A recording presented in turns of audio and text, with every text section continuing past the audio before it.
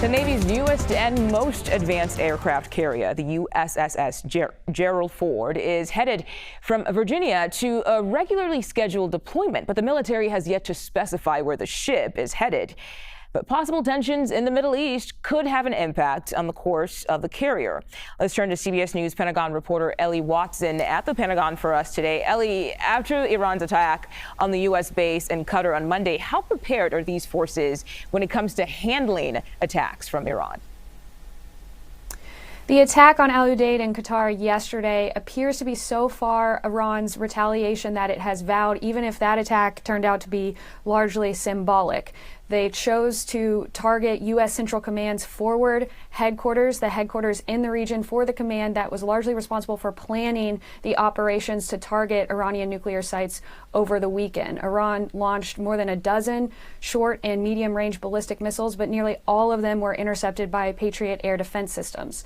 President Trump credited Iran for advance warning of the attack, leading to no casualties and hardly any damage to the base. So that could pave the way to an off-ramp for de-escalation between Iran and the U.S. The USS Ford and its carrier strike group, comprised of destroyers, is headed on a regularly scheduled deployment to Europe, but could move closer to the Middle East if needed, where there are already several destroyers that are there not only to help defend U.S. interests in the region, but could continue to help Israel intercept Iranian ballistic missiles if the ceasefire does not hold. And speaking of the ceasefire that President Trump says is now in effect, what is the concern about threats from Iran against U.S. interests, not just in the region, but also just around the world?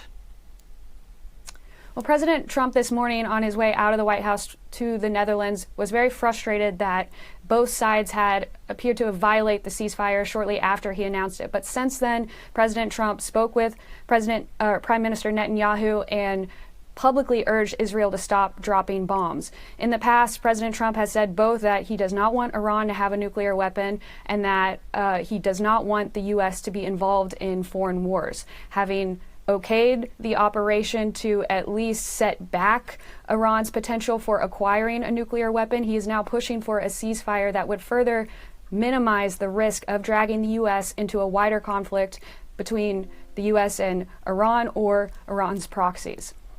Eleanor Watson for us at the Pentagon. Thank you so much for your insight.